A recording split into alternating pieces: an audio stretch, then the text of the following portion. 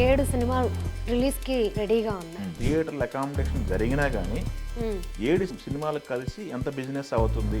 ఆడియన్స్‌కి గానీ, cine industry గానీ అడ్వాంటేజా? డిసడ్వాంటేజా? తెలుగు ప్రేక్షకుడు 7 సినిమాలు చూడగలరా?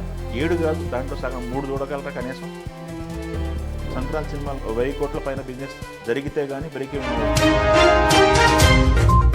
సార్, ఎప్పుడు లేని విధంగా ఈసారి సంక్రాంతికి ఆల్మోస్ట్ 7 సినిమాలు రిలీజ్‌కి రెడీగా ఉన్నాయి. మరి 7 సినిమాలంటే థియేటర్ల ఇబ్బంది ఖచ్చితంగా ఉంటుంది. దీని గురించి కూడా మాట్లాడుకుంటున్నారు. అంటే ఇది ఆడియన్స్‌కి గానీ, సినీ ఇండస్ట్రీ గానీ అడ్వాంటేజా? డిసడ్వాంటేజా? ఇది నువ్వు అడిగిన క్వశ్చన్కి థియేటర్ల కంటే కూడా థియేటర్లు అంటే అడ్జస్ట్ అవుతారు. ఏదో ఒక సినిమా ఇప్పుడు 7 సినిమాలు అన్నావు కదా, 9వ తారీఖు అన్నింటికంటే ముందు రాజాసాబ్ వస్తుంది, పాన్ ఇండియా మూవీ. ఇక్కడ థియేటర్లు ఈ 3 రోజులు అయితే అన్ని థియేటర్లు రాజాసాబ్ వేసేస్తారు. అది మ్యాక్సిమం ఎంత కొల్లగొట్టగలరు అంత కొల్లగొట్టది కలెక్షన్స్. ఆ 9వ తారీఖు తర్వాత కొన్ని థియేటర్లు దాంట్లోంచి తీసి మనశంకర వరప్రసాద్ గారు, దానికి మేజర్ థియేటర్స్ వెళ్ళిపోతాయి. మనశంకర వరప్రసాద్ గారు 12వ తారీఖు వస్తుంది, దానికి వెళ్ళిపోతాయి. దాని తర్వాత 13వ తారీఖు ఇప్పటి వరకు డేట్ వేసుకుంది. 13వ తారీఖు భర్త మహాశైలకు విజ్ఞప్తి రవితేజ గారి సినిమా వస్తుంది, దానికి కొన్ని థియేటర్లు వెళ్ళిపోతాయి. దాని తర్వాత 14వ తారీఖు 2 సినిమాలు ఉన్నాయి. నవీన్ పోలిశెట్టిది ఉంది, ఇప్పుడు మన నారి శర్వానంద్ ఉంది, దానికి కొన్ని థియేటర్లు వెళ్ళిపోతాయి. థియేటర్లు అనేది వాళ్ళు షేర్ చేసుకుంటారు, అండర్స్టాండింగ్ ప్రకారం ఏ థియేటర్లు ఏంటనేది. ఆ థియేటర్లకు సంబంధించి ప్రాబ్లం అయితే ఉండదు. కానీ దీనికి తోడు మళ్ళీ ఇంకా 2 డబ్బింగ్ సినిమాలు వస్తున్నాయి. 9వ తారీఖు జననాయకన్ ఉంది, 10వ తారీఖు పరాశక్తి ఉంది డబ్బింగ్ సినిమా. ఈ 2 సినిమాలు డబ్బింగ్ సినిమాలు ఉన్నాయి. వాళ్ళు తమిళనాడులో మస్ట్గా రిలీజ్ ఉంటుంది, బట్ సైమల్టేనియస్గా ఇప్పుడు రిలీజ్ చేసుకోవాలి తప్పదు ఇంకా. సో మొత్తం కలిపి 7 సినిమాలు వస్తున్నాయి. ఇక్కడ మెయిన్ డిస్కసివ్ పాయింట్ ఏంటంటే 7 సినిమాలకి థియేటర్ల అకామిడేషన్ జరిగినా కానీ 7 సినిమాలకు కలిసి ఎంత బిజినెస్ అవుతుంది? తెలుగు ప్రేక్షకుడు 7 సినిమాలు చూడగలరా? 7 కాదు, దాంట్లో సగం 3 చూడగలరా కనీసం? 3 సినిమాలు చూడగలిసిన పొజిషన్ ఉందా? ఫెస్టివల్ ఎంజాయ్ చేయాలి, ఫెస్టివల్ సంబంధించిన ఖర్చులు ఉంటాయి, సంక్రాంతి పండగ ఖర్చులు ఉంటాయి. దాని తర్వాత మళ్ళీ థియేటర్కి వెళ్ళి సినిమాలు చూడాలి. అసలు గోదావరి జిల్లాలో అయితే మొత్తం గోదావరి జిల్లాలతో పాటు కొన్ని పక్కనున్న జిల్లాలు కూడా అక్కడ ఫెస్టివల్ మూడు సపరేట్గా ఉంటుంది. వాళ్ళకి కొన్ని కోడి పందాలని, కొన్ని సాంప్రదాయం వస్తున్నటువంటి యాక్టివిటీస్ ఉంటాయి, వాటిని యాక్టివిటీస్ సెలబ్రేట్ చేసుకుంటారు. అది కాకుండా ఒక సినిమాకి వెళ్తే ఎంత అవుతుంది ఫ్యామిలీ మొత్తం? ఇప్పుడు వస్తున్న సినిమాలన్నీ కూడా ఫ్యామిలీ ఆడియన్స్ని టార్గెట్ చేస్తున్న వస్తున్న సినిమాలే మాయ అని చెప్తున్నారు. రాజాసాబు విషయానికి వచ్చినట్టయితే కామెడీ హర్రర్ జోనర్లో ఆయన వెళ్తున్నారు. ప్రభాస్ గారిని వింటేజ్ ప్రభాస్ని తీసుకొచ్చి ఆయన కొత్త జోనర్లో చూపిస్తున్నారు. అంటే పాత ప్రభాస్ని మళ్ళీ ఒకసారి తెరక ప్రయత్నం చేస్తున్నాం ఆడియన్స్ కానీ వాళ్ళు చెప్తున్నారు. అక్కడ అది మాది ఫ్యామిలీ మూవీ అంటున్నారు. మనశంకర వరప్రసాద్ గారు అసలు అచ్చం పండగ మూవీ, దాంట్లో 2 స్టార్స్ ఉన్నారు, టాప్ స్టార్స్, చిరంజీవి గారు, వెంకటేష్ గారు.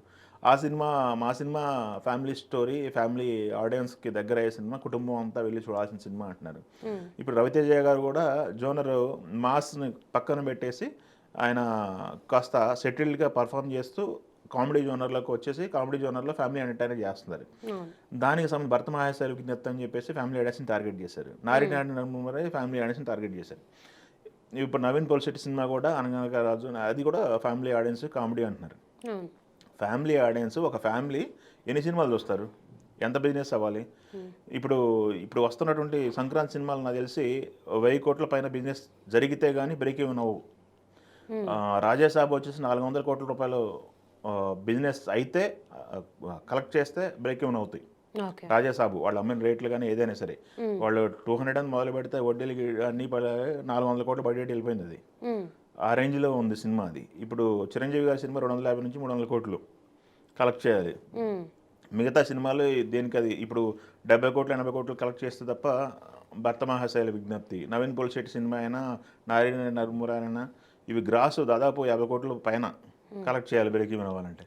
అంటే మొత్తం థియేటర్ నుంచి ఎంత రాబట్టాలనుకుంటున్నారు వీళ్ళు? ఆడియన్స్ దగ్గర నుంచి దాదాపుగా 1000 కోట్ల రూపాయలు రావాలి. తెలుగు సినిమాలకు సంబంధించి తెలుగు మార్కెట్ ఒకేసారి ఒకే మంత్లో 1000 కోట్లు తీసుకురాగలదా అనేది ఒక డిస్కసివ్ పాయింట్. లాస్ట్ టైం సంక్రాంతికి వచ్చినప్పుడు 2-3 సినిమాలు ఉండేవి. ఏ సినిమా చూడాలనుకున్నా ఆ సినిమా చూసేవాళ్ళు, అయిపోయేది. బట్ ఇప్పుడు ఈ సంక్రాంతికి రావటం వల్ల నష్టమా లాభమా అంటే, నా అభిప్రాయం, పర్సనల్ అభిప్రాయం ఏంటంటే 3 సినిమాల వరకు ఆడియన్స్ బేర్ చేయగలరు. సంక్రాంతి టైంలో ఒక సినిమా చూసినా, సంక్రాంతి సీజన్ అయిపోయిన తర్వాత నెక్స్ట్ వీకెండ్కి ఇంకో సినిమా, ఇంకొక సినిమా అట్లా ప్లాన్ చేసుకొని ఒక 2-3 సినిమాలు అయితే చూడగలరు. ఉమ్, ఇండివిజువల్గా ఎవరికాళ్ళు సినిమా చూస్తారు, చూడాలనుకున్న వాళ్ళు ఎవరి అభిమాని వాళ్ళు సినిమాలు చూస్తారు. కానీ ఫ్యామిలీ ఆడియన్స్ ఫ్యామిలీని తీసుకొని వెళ్ళాలంటే ఒకే నెలలో ఇది సాధ్యమా? ఉమ్, ఖర్చులు థియేటర్కి వెళ్తే తడిసిమోపడి అవుతున్నాయి. అవును. ఇదొక ఇష్యూ. అదీ కాకుండా ఇప్పుడు సంక్రాంతికి వస్తున్న సినిమాలో 2 సినిమాలు పెద్ద సినిమాలు ఉన్నాయి. అవును. Raja Saab pan India movie. అవును. సంక్రాంతికి వస్తున్నాం, దాదాపు పెద్ద బడ్జెట్ సినిమా, 100 కోట్లు దాటిన బడ్జెట్ సినిమా కాబట్టి 100 కోట్లు దాటితే రేట్లు అడగవచ్చు అనేది ఒక నియమం పెట్టుకున్నారు. కాబట్టి గవర్నమెంట్ల దగ్గరికి వెళ్ళి టికెట్ రేట్లు పెంచుకుంటారా? టికెట్ రేట్లు పెంచుకోవడానికి ఇప్పుడు గవర్నమెంట్ సుముఖంగా, తెలంగాణ గవర్నమెంట్ సుముఖంగా లేదు. ఉమ్, అదొక ఇబ్బంది. ఉమ్, టికెట్ రేట్ ఇప్పుడు అసలు తెలంగాణలో మల్టీప్లెక్స్ రూ. 295 ఉంది. 295 మించి ఇంకొక రూ. 100 వెసులుబాటు ఇచ్చినా 395, 400 రూపాయలు పెట్టి ఒక టికెట్ థియేటర్కి ఆడియని వెళ్తారా? ఇలా బిగ్ టార్గెట్ ఉంది, బిగ్ సర్కిల్ ఉందన్నమాట. అవును. అన్ని రకాల ప్రాబ్లమ్స్ ఉన్నాయి ఈ సంక్రాంతికి. అది కాకుండా డిస్ట్రిబ్యూటర్ల దగ్గర నుంచి ఎవరైతే డిస్ట్రిబ్యూటర్లు ఈ సినిమాలు డిస్ట్రిబ్యూట్ చేస్తున్నారో ఆ డిస్ట్రిబ్యూటర్ల దగ్గర నుంచి ఎంత అమౌంట్ ఇప్పుడు ప్రొడ్యూసర్ల దగ్గరకు వస్తుంది. ప్రొడ్యూసర్లకి ఇచ్చేవాళ్ళు, రిలీజ్కి ముందు పేమెంట్ చేసేవాళ్ళు ఎంతమంది ఉన్నారు? ఉమ్, సో ఎటు చూసినా కానీ ఈ సంక్రాంతి అనేది మిశ్రమ ఫలితం వచ్చే అవకాశాలే ఎక్కువగా ఉన్నాయనేది నా అభిప్రాయం. ఓకే. ఎవరి సినిమా పక్కన నా సినిమా బాగుంది అనటం కంటే నా సినిమా బాగుండాలి, పక్కన సినిమా డల్ ఉంటే నా సినిమా ఆడిద్ది. ఉమ్, ఈ క్యాల్కులేషన్స్ ఉన్నారు ప్రతి ఒక్కళ్ళు. మైండ్ సెట్ అయితే ఇలా ఉంది.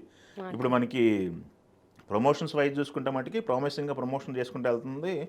మనశంకర వరప్రసాద్ గారు లీడ్లో ఉన్నారు, రేస్లో ఉన్నారు గట్టిగా. ఆ ఇద్దరు తెలుగు స్టార్స్ని స్క్రీన్ మీద షేరింగ్ అనేది చూడాలనేది ప్రతి ఒక్కళ్ళు కోరుకుంటున్నారు. అవును. ప్రభాస్ గారు కొత్తగా కనపడుతున్నారు. ప్రభాస్ గారికి సంబంధించిన ఫ్యాన్స్ కానీ కామన్ ఆడియన్స్ కానీ అదే ఎక్స్పీరియన్స్ చేయాలనుకుంటున్నారు. ఈ 2 పెద్ద సినిమాలు ఉన్నాయి. రవితేజ గారికి సంబంధించి కూడా కంటెంట్ ప్రామిసింగ్గా ఉంది. ఉమ్, బట్ ఈ రెండింటిని దాటి దానికి వెళ్ళాలి అంటే అది ఇంకా ఎక్స్ట్రాడినరీ సినిమా అయి ఉండాలి. అవును. ఈ 3 సినిమాలను దాటి వెళ్ళాలంటే నవీన్ పోలిసిటీ లేకపోతే శర్వానంద్ గారి సినిమాలు అసలు బిగ్గెస్ట్ బ్లాక్ బాస్టర్లు అవ్వాలి. ఉమ్, ఎట్టి పరిస్థితుల్లో చూసేయాలి, థియేటర్లు మిస్ అవ్వకూడదు అన్న రేంజ్లో ఉండాలి సినిమాలు. అవును. అలా ఉంటే ఆడియన్ వీటిని కాదనుకొని వాటికి వెళ్తాడు. అవును. సో ఇక్కడ చాలా రకాల క్యాలిక్యులేషన్స్ ఉన్నాయి. నష్టమా లాభమా అనే దానికి వస్తే థియేటర్లు అయితే దొరుకుతాయి, సర్దుబాట్లు చేస్తారు. ఉమ్, బట్ లాస్ట్ మినిట్లో 1-2 సినిమాలు వెనక తగ్గుతాయేమో నేను అనుకుంటున్నా.